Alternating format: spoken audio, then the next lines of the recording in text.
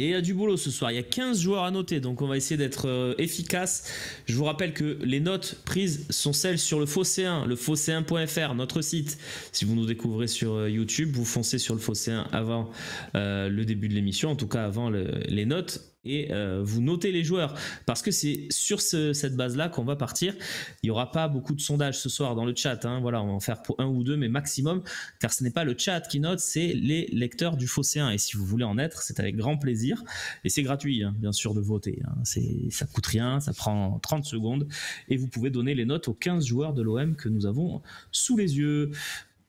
On commence ces notes, les amis, avec Geronimo Rulli, le gardien de l'OM, battu par Emega une fois, mais peut-être pas deux, parce que est-ce qu'il l'emmène pas à avoir un geste difficile à faire sur la deuxième occasion? Bon, qu'est-ce qu'on en pense du match de Ouais, non, Geronimo moi je suis Rulli? assez d'accord. Il a pas grand-chose à faire sur le corner, il sort bien. Le corner un peu rentrant. Oui, oui, Et sur la frappe de Doué, il est là, il bouge c'est son vrai, il angle. y a cette frappe aussi. Voilà, il y a le taf qui a été fait. La première action, il est beaucoup trop seul pour pas prendre de but. Enfin, là, Oui, c'est oui. l'attaquant Puis et il la joue voilà. bien, hein. Et Il la la joue bien, deuxième, Emega. il bouge bien son angle. Balerdi qui se rattrape un peu de son erreur qui vient un peu l'aider vite fait. Il glisse au début de l'action en plus, à noter. Il glisse et il se rattrape. Il fait ce qu'il faut faire dans ce cas-là quand t'es gardien. Donc les cages font 7,20 m. Donc bon, normalement, glisser un ballon quand un mec qui fait moins de 2 mètres, c'est pas trop compliqué. Il arrive à lui faire mettre sur le poteau. Donc oui, 5-5, c'est bien. Je suis d'accord avec ça. Ça me Moi va. aussi. Ça me va. Allez, on avance. 5-5 pour Geronimo Rulli.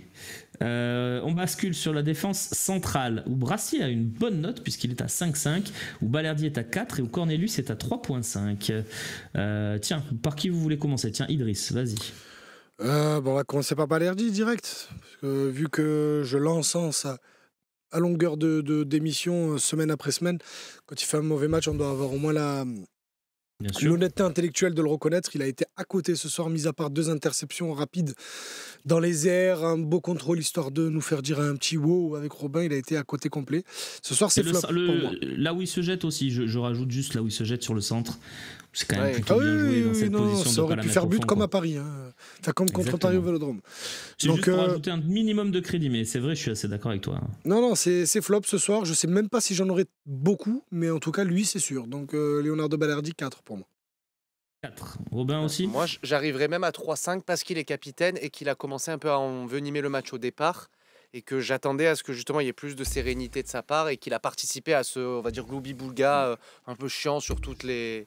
Alors c'est bien dans certains aspects, mais là j'ai trouvé que sur certains moments, mais entre 4 et 3, 5 et 4, je prends volontiers, mais D'accord. pas plus de 4, ça c'est sûr.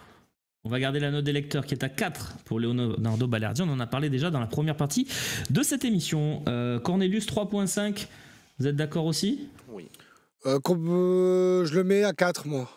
Non, moi je suis d'accord avec le Pourquoi 3.5. Moi, je le mets à la même note que Balerdi, pour moi, 4. Il a le, même si c'est un argument que j'aime pas trop, il a l'argument du confort du poste, on va dire. Ouais, Mais ouais. défensivement, je ne l'ai pas trouvé si à l'ouest que ça. Moi, c'est surtout dans son rapport avec ballon que j'ai trouvé, Bien sûr. agaçant. Mais sinon, je ne l'ai pas trouvé plus en difficulté que ça défensivement. Et si on inverse Brassier et Cornelius, on a peut-être les mêmes notes, mais à l'inverse aussi. C'est ça. Allez, 4 pour toi. Je vais aller sur le 4 aussi. Donc, on va faire 4 pour Cornelius. En plus, il paye pour l'équipe hein, à la mi-temps. Donc, Et ouais, il sort à la mi-temps, donc il n'a même puis il pas n'y a pas l'occasion de d'erreur se refaire. majeure, quoi. Il est pénible, mais il n'y a pas d'erreur. En fait, il y a un voilà, truc, il mais fait tu as son envie taf de de dire, est-ce stopper, que quoi. il y a un truc qui m'a tendu, mais Il est mal positionné, quoi. Mais j'ai envie de dire, est-ce que ça vient pas aussi de Zerbi? Est-ce que c'est pas une consigne? C'est le fait de pas être dans le vestiaire. Mais tu vois, le truc de pas sortir sur le milieu strasbourgeois. Il était quasi en indiff sur Nanassi qui collait la ligne. Du coup, il y avait Luis Enrique. Il a pas le truc, tu sais, de Murillo de venir au milieu de terrain pour casser la ligne de passe. Parce que du coup, les Strasbourgeois, ils étaient toujours en 3 contre 2 sur Nadir Heuberg. Et normalement, c'est souvent l'excentré qui fait ça dans le système de Zerbi. Et Cornelius ne l'a pas fait ce soir. Donc, mais après ça, je sais pas où on est au niveau des consignes. Parce que vu la vitesse qu'il a, je vois mal de Zerbi lui demander de sortir à 70 mètres de son but, quoi. Très bien. On a un peu rehaussé la note de Cornelius. On a gardé la même que nos lecteurs. Pour Balerdi, est-ce qu'on fait pareil pour Brassier qui est à 5,5 si on se fie aux notes des lecteurs? Non, moi je mets 5.5, mais vraiment par encouragement, comme je disais préalablement, c'est-à-dire que normalement c'est un 5, mais il avait une pression qui, je pense, était supérieure à beaucoup de joueurs dans cette équipe. Il a essayé de tenir son match. Sur la fin de match, je l'ai trouvé beaucoup plus intéressant. Il fait une bonne deuxième mi-temps. Peut-être aidé aussi parce qu'il y avait Quentin Merlin et qu'on reparlera de Garcia après. Mais quand en plus tu as Garcia en première mi-temps, ça t'aide encore moins. Donc il y a un Nadir aussi pas loin d'ailleurs dans les parages. Donc non, moi je mets 5-5 pour l'effort et aussi parce que c'était mieux. Non, il a été plutôt correct, oui, c'est vrai. Mais moi, je le laisse à Bah, 5, après, je le mets pas à 5-5 pour les raisons dont on a parlé dans l'analyse de match. C'était mieux que d'habitude, donc on a peut-être envie de mettre un demi-point d'encouragement. C'est peut-être son meilleur match à l'OM, sans blague en plus. Mais avec ballon, c'est ridicule, c'est problématique dans les choix faits. Oui, mais après voilà, donc vu sa forme depuis le début de saison, on va se contenter de son travail défensif, mais on reste à la moyenne. Ce qu'il y a, c'est que Robin nous dit c'est un 5 normalement, mais on met 5,5 parce qu'on est gentil. Non, pas parce qu'on est gentil, parce qu'on prend l'historique des joueurs. Parce qu'on prend l'historique du garçon qui, de manière générale, entre 3 et 3,5. Là, il sort un peu la tête de l'eau et je trouve que sur la fin de match, en plus, il est un peu plus... Mais vraiment, je parle de fraction, hein. On ne parle pas du garçon, c'est pas devenu Roberto Carlos ou Marcelo en une nuit ou en une mi-temps. Mais disons que vu ce qu'il nous a proposé, le dernier match on l'a vu, c'est Auxerre, j'ai tendance à me dire entre Auxerre et maintenant, il y a un progrès. Net. Bon. Mais écoutez, moi je suis pas convaincu. Moi non plus. Hein. Ah non, mais... on t'a pas dit qu'on voulait le voir dimanche à l'Alliance. Non, j'ai compris. On va faire 5. C'est la moyenne. Ça veut dire que c'est un match correct. Moyenne, c'est un match moyen, comme le dit le terme. Donc on part sur 5, les amis, sur Brassier. Vous inquiétez pas, on va en faire un ou deux de sondage. Hein. C'est juste qu'il faut qu'on avance parce que l'émission... Il y a des débats, plus intéressants que sur la défense. Oui. Lirola, 5.5. Ça vous va? Oui, moi j'ai bien aimé son entrée. Ouais, 5.5, moi ça me va aussi parce qu'il n'y a rien de transcendant, mais il a stabilisé un peu l'équipe et puis il a apporté un peu de vie offensive sur le côté droit. Ouais, donc, on peut regretter pas assez, mais franchement, voilà. C'est pareil, on connaît pas les consignes et mine de rien, Emega il a emmené assez le danger, donc bon, très bien, 5-5. Ça me va aussi, Robin? Ouais, non, je suis d'accord, il a fait ce qu'on lui a demandé sans plus. Juge-moi Ulises Garcia, s'il te plaît. Moi, c'est vraiment... Alors, je suis désolé de faire une fixation sur lui, potentiellement, mais il fait vraiment une très mauvaise première mi-temps. Et il sort à la 60e, où c'est pas non plus transcendant son retour des vestiaires.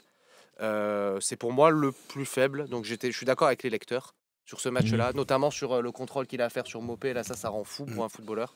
Parce que c'est aussi son poste. Et en plus, on sait qu'à la base, c'est un arrière latéral offensif. Donc, offensivement, il n'a même pas ce point fort. Je l'ai trouvé catastrophique. Et moi, c'est 3-5 plus que 3-8. Mais pour moi, c'est vraiment le maillon faible de ce match-là. C'est Ulises Garcia pour l'ensemble de son œuvre qui est très pauvre. Pareil que Robin, 3-5, plus mauvais Marseillais ce soir. Allez, ok. 3-5 pour Ulises Garcia. Je vous donne la décla de Pablo Longoria. Il faut dire, c'était au micro de DAZN, il faut dire stop. L'action du penalty sur Rose, c'est un scandale. Il y a une occasion nette de but et le joueur n'est pas en action de jouer le ballon. Qu'est-ce qu'il faut de plus? Jusqu'où on va arriver avec l'Olympique de Marseille? Elle est sur le site, hein, si vous voulez la découvrir plus en détail. Mais voilà. Pourquoi la VAR n'arrête pas? Vous avez joué au foot, il s'adresse à Cherou et Djourou, les consultants. Une action dans laquelle il ne joue pas le ballon, il met la main dans le dos, action manifeste, c'est penalty toute la vie. Je ne comprends pas, il l'a poussé, avec la vitesse, il y a faute. Ce sont trop de décisions. Je ne viens pas pour me victimiser, mais on arrive à un moment où on ne peut pas accepter ça et je ne l'accepte pas, pardon. Chaque week-end, c'est la même chose. Je suis le président, j'ai des ambitions. Toute l'équipe est frustrée. Alors qu'est-ce qu'on doit faire pour changer cette dynamique? Parce que chaque week-end, c'est la même chose. Voilà les propos de notre président Pablo Longoria. Bravo. Au micro de DAZN, on peut comprendre ce qu'il dit. Hein.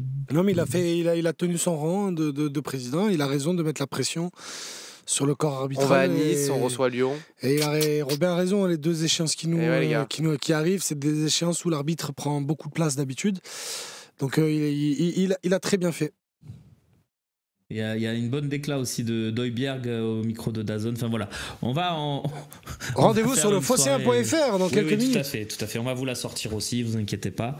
On va même la mettre peut-être dans la même que celle qu'on a publiée avec Longoria et Balerdi, parce qu'elle est bien aussi cette déclat d'Højbjerg. On va vous la mettre en une pour que vous ayez bien sûr tous les propos à disposition. On bascule, on reste avec le côté gauche. Merlin, bonne entrée, 5-5, vous êtes d'accord? Alors, je sais pas, au début, je me suis dit, tension, il a l'air un peu compliqué, notamment défensivement, on en parlait avec Slim. Mais en fait, ça allait. Hein. Et en fait, ça allait. Non, mais il a eu quelques. Ça arrive quand tu rentres aussi parce que je trouve que physiquement, il est dans le dur, notamment contre Lille. Même depuis un petit moment, il est physiquement compliqué. Oui, clairement. Il a eu du mal à se mettre en route. Moi, c'est ce que j'ai trouvé, c'est qu'il a eu du mal aussi à. Mais par contre, il fait une très bonne fin de match. Il fait de très bons appels et offensivement, c'est sûr que quand tu as malheureusement le fantôme il y a cette passe en une touche là la passe elle est très belle et de manière globale, on a vu la différence avec Garcia offensivement, c'est le jour et la nuit. Quand un a une technique, l'autre n'en a pas. Donc oui, 5-5, ça me va très bien. Le problème, Idriss, on fait un micro-débat, hein, mais c'est qu'on a toujours l'impression qu'il y en a un qui est pas mal et l'autre qui est pas dans le coup. Ou aucun des deux. Et c'est souvent celui qui rentre qui est pas mal. Oui, c'est exact. Mais on a vraiment un petit problème sur ce poste quand même. Hein.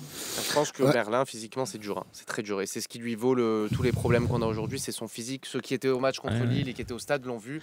Ah non, mais c'est son plus mauvais match contre Lille. Non, mais surtout, outre le niveau technique, moi je te parle du niveau physique. Il a 25 minutes, tu le voyais, son thorax, il était comme ça, il n'en pouvait plus. On s'est tous dit, il va sortir. Et en fait, il est sorti, il n'en pouvait plus. Quoi.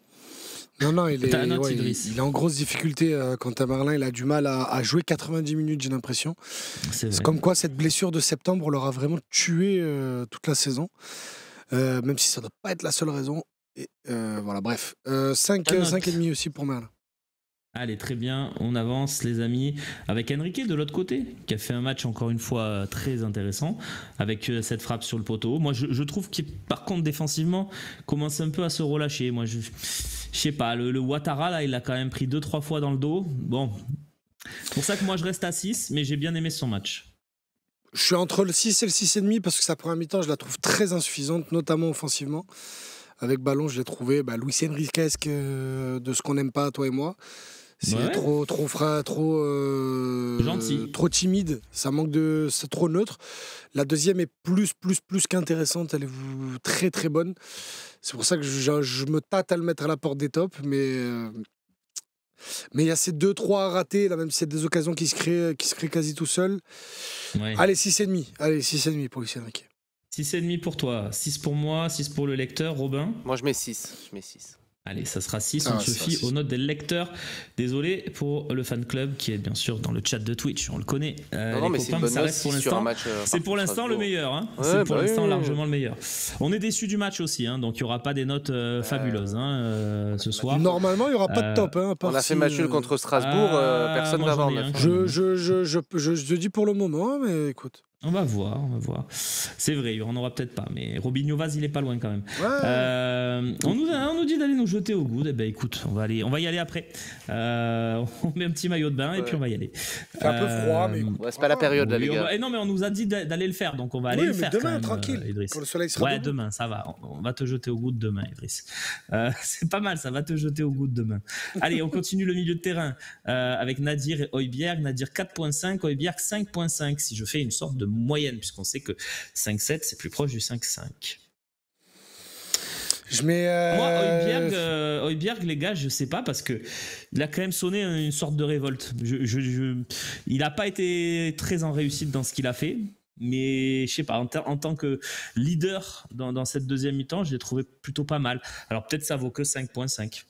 Oui, moi j'ai un peu cet argument-là, c'est-à-dire qu'il a sonné une révolte qui était mignonnette, mais qui s'est un peu éteinte par moment aussi. Et il a été vraiment pas très, très, très inspirant en première. Du coup, il paye beaucoup, de toute façon, beaucoup dans les notes vont payer leur première mi-temps parce qu'il y a 2 mi-temps et que la première on l'a perdue, la deuxième on l'a gagnée. Donc forcément, t'es meilleur en seconde qu'en première. Il a été aussi ce leader. Et ce que j'ai aimé aussi, c'est qu'il n'est pas tombé trop dans cette provocation à mettre des coups, à pourrir un match qui était vraiment pas agréable sur certains aspects. Et il a essayé d'amener cet allant un peu plus offensif, un peu plus guerrier. Donc 5-5, c'est bien. Idriss ? Je suis pas d'accord. Moi, il est pareil à la porte des tops. Pour moi, il est à 6,5. Pierre-Emile Højbjerg, il a été très, très, très, très, très, très bon pour moi. Il manque un poil d'agressivité sans ballon, mais je trouve qu'il a pris un peu trop ses aises d'avoir Valentin Rongier à côté de lui. Quand il a eu Rabiot, c'était beaucoup mieux. On va parler de Bilal Nadir juste après, mais qui, lui, je pense, c'est pas lui rendre service que de le mettre à ce poste-là devant la défense. À la perte, c'est trop compliqué pour lui. Donc, il a un peu essayé de faire le travail de 2 personnes. Mais il s'est plutôt bien débrouillé. C'est pas non plus extraordinaire parce que c'est pas top, mais c'est 6,5. Du coup, tu le fais monter à 6. Merci Idriss. Beaucoup de gens d'accord dans le chat pour le mettre à 6 notamment. Donc on vous suit les copains, avec plaisir. Nadir, 4,5. Moi, je vais dire un truc, j'ai adoré ces 15 premières minutes.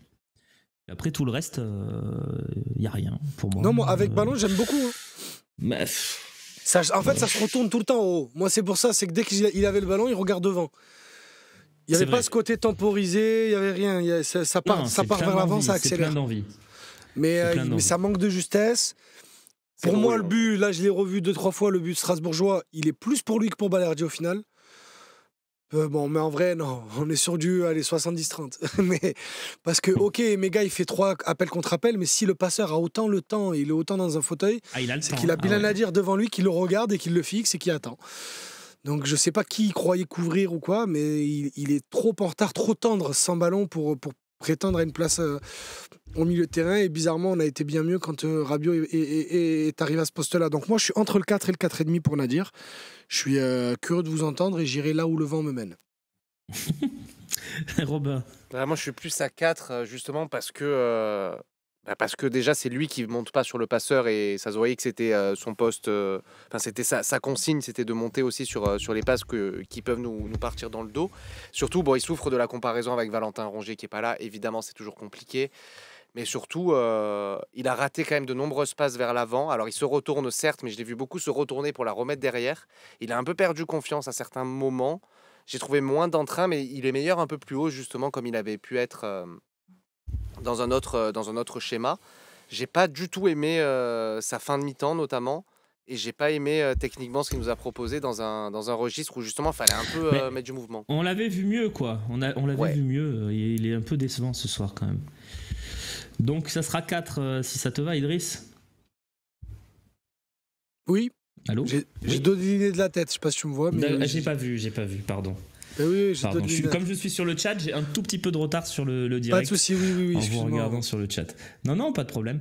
Allez, on avance toujours. Luis Enrique pour l'instant votre homme du match. Est-ce que Rabiot ou Greenwood est à ce niveau? Je pense pas pour Greenwood. 5,5 quand même pour nos lecteurs. Moi, je suis plus bas, mais il y a quand même ce penalty qui tire encore une fois pas trop mal. Même encore en première mi-temps. Il y a la passe quand même sur l'action de Robinho Vaz qui doit aller au fond. Et puis les deux occasions franches que tu as en première, elles viennent de lui aussi. Autant je suis très agacé de son dernier quart d'heure, autant j'oublie pas le match entier. Donc ça reste très en dessous de ses standards habituels, mais pour moi il reste quand même à 5, il a quand même la moyenne. Moi, il est à 5 au regard du fait que c'est le meilleur buteur de Ligue 1, le meilleur buteur de ton club, et que sur certaines actions, sur certains moments, il n'a peut-être donné un peu moins, alors pour des raisons familiales, physiques, mais bon, après... Mais en vrai, Robin, si tu gagnes sur le but de Robinho Vaz, Greenwood, il est sur les 2 buts, quoi.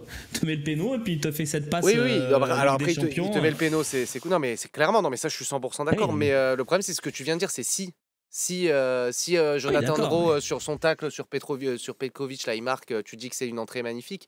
Donc le problème, il est juste de se dire qu'il a aussi pas fait certains moments des efforts qu'il fait pas tout le temps au Vélodrome depuis le début de la saison. On l'a vu, on s'en est un peu...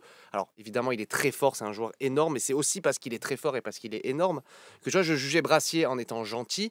C'est sûr qu'à la fin, si je te dis je mets la même note à Brassier et à Greenwood, tu vas me dire le gars il fume, il a un dealer de folie. Mais en fait non, c'est juste que tu te dis qu'au regard de ce qu'on pense de chaque joueur, au regard de la saison de l'un et de l'autre... Et puis il a raté beaucoup de choses aussi. Il a raté beaucoup de choses. Alors, quand par exemple on dit décale... Il croque, c'est pas faux, il croque. Mais bon. Ouais, il croque. Alors après, qu'il croque, c'est moins gênant, mais en fait, c'est surtout de se dire qu'il peut faire mieux. Et je pense qu'il n'était pas à 100% de ses capacités, de ses dispositions. Et c'est aussi une note un peu plus basse pour mettre un petit avertissement, entre guillemets, en disant c'est un peu moins bien. Du coup, Non, quand mais ça voilà, moi bien, je trouve que dans le chat on est dur sur Greenwood, mais c'est vrai. non, mais c'est par clair. contre, non, mais juste par contre, souvenons-nous de sa période un peu difficile, je sais pas si c'était septembre, octobre, où pendant 4-5 matchs, il fait rien quasiment. Là, quand même, dans le match, tu le vois Non, mais beaucoup. Il est actif, il presse, il va récupérer des ballons, il est dans les transmissions. Alors, il rate des trucs, évidemment. C'est un attaquant, il y a des attaquants qui pendant 3-4 matchs, ils marquent pas. Lui, il marque en plus. Ah Donc, non, mais clairement. pour moi, il n'y a pas de problème Greenwood. Alors, il fait pas un bon match et je suis comme vous, je suis à 5. Voilà, mais voilà. Ah non, mais faut c'est pas dire qu'il pas est catastrophique. Il y a des matchs où il a été bien plus catastrophique. Hein. Ah oui, oui. Je sais pas, je parle sous ton contrôle, Idriss, on les a tous fait ensemble. Oui. Mais, à l'aller, hein. oui, à l'aller, exactement, ou au Vélodrome là, Contre sur Angers. la période Angers, ouais, voilà, exactement. Contre Angers, il a été horrible. Voilà. Mais on lui descend sa note. On lui met pas la note des lecteurs, on lui met 5. Voilà. Les copains. Tiens, Rabiot, il est à 5,5 pour nos lecteurs. Je suis assez d'accord avec cette note. Je vais pas plus haut, perso. Hein. Ah, moi, je suis le pas mettais à d'accord. 6. Moi, je suis pareil à la porte des tops. Moi, je suis à 6. Comme Højbjergen. Voire un chose, peu hein. plus, ouais. J'ai trouvé que Pas justement, il a grand-chose, pris ses responsabilités sur la seconde mi-temps. Il fait quand même pas mal de différences en termes de récupération. Il a beaucoup compensé en première mi-temps, Nadir, justement. Et on l'a vu aussi faire 2-3 retours, d'être un peu au four et au moulin à certains moments. Alors, il a manqué... Ouais, sur les corners, il est précieux. Il est là. Moi, c'est plus un 6. Pour moi, avec Enrique, c'est les deux meilleurs. Alors, Vaz, on verra plus tard, mais je suis bien sur un 6, moi, pour Rabiot. Très bien. Bon, bah, t'es d'accord, Idriss, j'ai l'impression.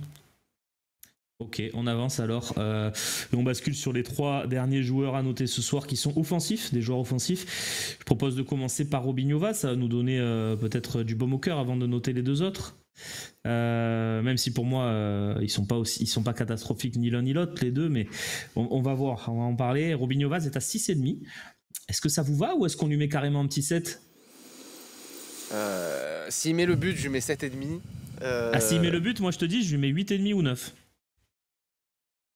Allez, 7. Tiens le péno, il marque. Allez, 7. Et il n'y a pas que ça, hein. En plus, non, il y a toutes les occasions qu'il s'est obtenues, les duels de la tête. C'est l'envie qu'il a apporté, c'est le renouveau qu'il a apporté. C'est même pas juste une histoire d'eau fraîche, il a vraiment créé des choses. Ouais. Donc moi, je suis plus à 7, effectivement. Allez, 7, c'est une... Non, alors vous savez quoi ? On va voter. Sondage, s'il te plaît, Loïc. 6,5 ou 7 pour Robinho Vaz. C'est vous qui allez décider. Voilà, tout simplement. Sur le chat Twitch. C'est qu'on en fait. C'est vous sur le chat de Twitch, effectivement. Si vous êtes sur YouTube, vous pouvez juste commenter entre vous. Mais venez sur Twitch, c'est peut-être plus sympa pour noter, etc., pour voter. Mais évidemment, il y a le confort YouTube et je comprends aussi. Vous avez le sondage qui est disponible à partir de tout de suite et c'est très rapide. Allez-y, les amis. Donc, Robinho Vaz, on va voir s'il est top ou pas top ce soir pour vous. C'est très équilibré. Venez faire la diff. Hein. Ça se joue vraiment serré entre le... Je vous rappelle que 7, il bascule dans les tops et ça sera certainement le seul. Ça sera le seul ce soir s'il a 7. Donc, voter. Il n'y a pas que les gens qui parlent dans le chat qui votent, hein. Il y a aussi la majorité silencieuse et pour l'instant c'est très serré, on va voir ça dans quelques instants. Mopé 4.5. Je sais qu'Idriss va pas être d'accord. Moi je suis d'accord. Moi je le descends à 4. D'accord, parce qu'à la mi-temps on m'avait dit qu'il avait été bon. Non, justement j'étais alors dans cette optique. Non, mais on a 0 tir cadré en première mi-temps, les gars. Idriss Kasmi, l'avocat de la défense, après on écoutera Robin. Pour moi, c'est 5, c'est la moyenne ce soir pour Neil Mopé parce qu'on est bien mieux rentré dans la deuxième mi-temps en termes d'intention que dans la première. Je l'ai dit, en première mi-temps, on était rentré comme des seigneurs, comme si on menait déjà 2-0. Et je l'ai trouvé bien trop esselé. Il a quand même réussi à se créer des choses qui n'ont pas abouti. Robin a raison, parce que je ne sais même pas si lui, il a tiré ce soir. Mais il faut voir les situations qu'il a eues au départ des actions et où il a emmené le ballon à la fin. Donc oui, il y a peut-être un peu un manque de justesse technique, parce que sinon il ne serait pas non plus sorti à la mi-temps et il aurait peut-être eu une meilleure note, mais ça reste un match, c'est pas un flop pour moi ce soir, il reste à la moyenne, parce qu'il a été, je trouve qu'il a été plus qu'abandonné par ses coéquipiers ce soir. Allez, 5 pour Idriss. Combien pour toi ? Tu disais 4. Moi, c'est 4. Et de manière globale, quand tu sors à la mi-temps, c'est jamais bon signe. Le copain qui sort à la mi-temps, Garcia, il a que 3,5. Donc non, c'est Cornelius. C'est Cornelius, pardon, il a 4. Donc forcément, après, c'est Garcia qui sort, évidemment. Mais le problème, c'est qu'il est quand même attaquant et qu'il a 0 frappe, 0 situation. Et qu'alors, certes, il attire toujours 1-2 joueurs, il se bat, il fait mais ça aboutit à pas grand-chose au final. Et quand tu as au Vélodrome, contre la 9e équipe de Ligue 1, que tu as 0 frappe cadrée, que toi-même, du coup, tu n'en as pas fait même hors cadre, que tu n'as pas créé grand-chose, et que de manière globale, tu as été... certes, tu as été présent, mais s'il suffit juste d'être là, bah, on achète un joueur de rugby, on le met au milieu, c'est pareil. Pour le coup, moi, il me déçoit. Et après Lille, où il rate beaucoup d'occasions, là, je ne l'ai vraiment pas trouvé tranchant. Et il a été utile, mais pour moi, être utile, c'est 4. Voilà. C'est utile, c'est pas catastrophique, c'est pas mauvais, c'est pas nul, mais c'est très neutre. Oui, c'est 4 sur 10, quoi. C'est une Ouais, c'est note, 4 sur 10, ouais, c'est 4 sur 10. Bon, allez, on va mettre le 4,5 des lecteurs, du coup, puisqu'il se situe exactement entre vous, ça tombe bien. Les amis, ce soir, pour Neil Maupay, je suis assez d'accord avec l'analyse de Robin à titre personnel, mais on suit quand même les lecteurs du phocéen.fr. Juste avant de passer sur Raw et pour conclure cette émission, j'ai une remarque de Sylvo M dans le chat que j'aimerais vous soumettre. J'ai pas d'avis tranché, mais je trouve que c'est pas inintéressant. Si on vend Wai, je préfère qu'on donne du temps de jeu à Vaz plutôt que l'on fasse un énième panic buy. Non. Parce que c'est pas une panique réaction, ça aussi. Ouais. Non, bah non, parce que ça veut dire que ton numéro 1, ça devient un Maupay qui pour moi devrait être ton numéro 2. Et ton numéro 2 qui devrait être Maupay, oui, c'est un garçon de 17 ans qui a 0 stats et on va quand même moi, jouer je suis totalement d'accord avec ce constat de base. Maupay, ça doit être le numéro 2. Je le dis, et je sais pas si tu nous regardes, Robin, ces derniers temps, mais oui. C'est mon combat, c'est mon cheval de bataille. De ton combat, c'est 7 pour Vaz, hein, les gars. Il est dans les tops, pour info. Okay. C'est mon cheval de bataille et je me dispute avec Idriss, avec tous les intervenants. Je trouve que, ok, c'est du bon Valère Germain. Voilà, du bon Valère Germain, c'est Valère Germain efficace. Testo, quoi.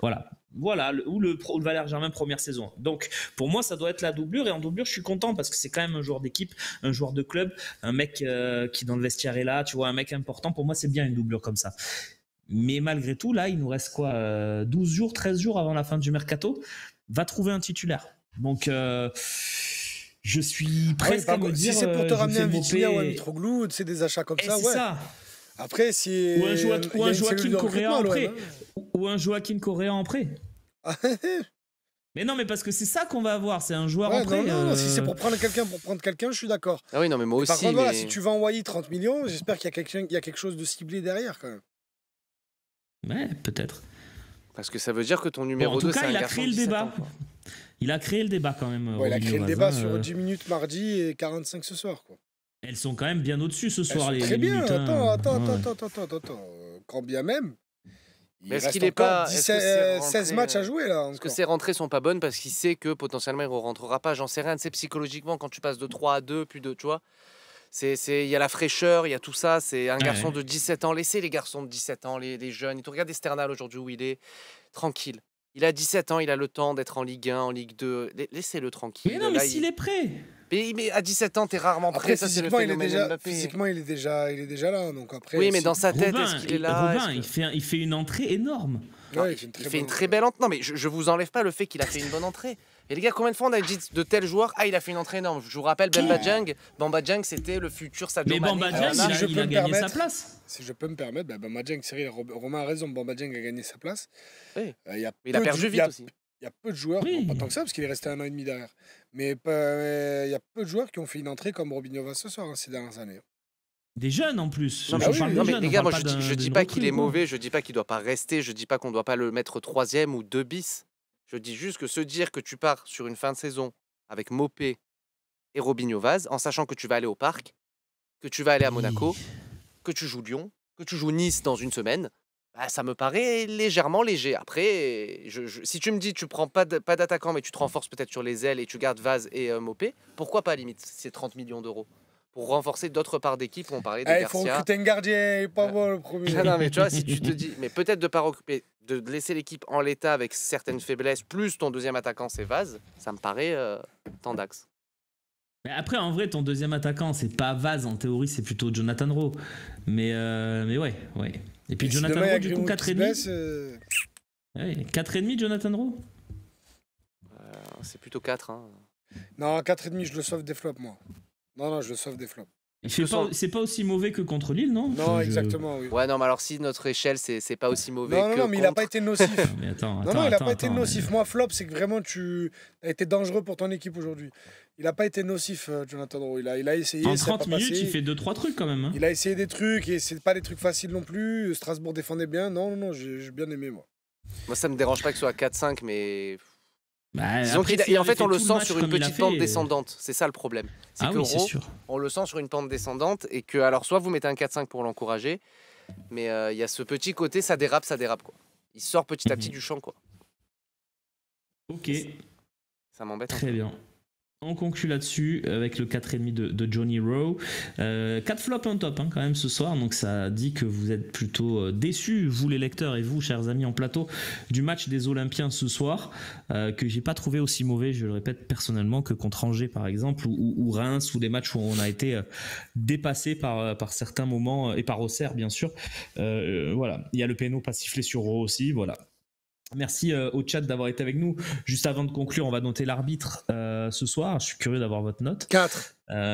4, d'accord. Voire moins, parce qu'au-delà des pénaltys, c'est sa gestion des fautes, des cartons, des temps, des arrêts de jeu. Il était à l'ouest. Vraiment, c'est un 3. Ça n'a pas été très très bon. C'est un 3 pour l'ensemble. Après, juste, je suis d'accord avec vous. Juste, je vous explique sur le penalty, c'est pas lui la faute. Hein.